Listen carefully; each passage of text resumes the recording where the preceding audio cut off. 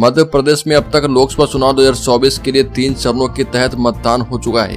अभी चौथे चरण का चुनाव बाकी है, लेकिन उसके पहले फलौदी सट्टा बाजार में भाव को लेकर उलटफेर की खबरें सामने आ चुकी है। दरअसल चुनाव शुरू होने से पहले फलौदी सट्टा बाजार बीजेपी पर भाव कम दे रहा था, लेकिन अब उसके भाव धीरे धीरे बदल रहे हैं। लगातार कम हो रही वोटिंग के चलते सट्टा बाजार ही नहीं बल्कि राजनीतिक विश्लेषकों का भी अनुमान बदलता जा रहा है। फलौदी सट्टा बाजार की माने तो मध्य प्रदेश में भाजपा को 27 से 29 सीटें मिल सकती है, जबकि कांग्रेस के खाते में 2 से 4 सीटें जाने का अनुमान है। बता दें कि फलौदी सट्टा बाजार के सूत्रों से मिली जानकारी के मुताबिक सट्टा बाजार मध्य प्रदेश में भाजपा को 70 से 80 पैसे का भाव दे रहा, जबकि कांग्रेस पर ₹1.20 का भाव दिया जा रहा। लोकसभा चुनाव के 3 चरणों की वोटिंग के बाद फलौदी सट्टा बाजार से नई अपडेट सामने आई है और बाजार में लगातार भावों में उतार चढ़ाव दिख रहा।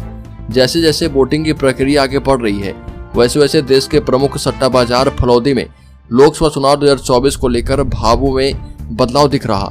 सट्टा बाजार के मुताबिक बीजेपी को 296 से 298 सीटों की संभावना है, जबकि कांग्रेस को केंद्र में 60 से 63 सीटों की संभावना है। राजस्थान की कुल 25 सीटों में से बीजेपी को 17 से 20 सीटों की संभावना है। यूपी में भी कम मतदान के कारण बीजेपी को नुकसान हो सकता है, लेकिन फिर भी सत्ताधारी दल यानी बीजेपी को 80 में से करीब 65 से 72 सीटें मिलने की संभावना है।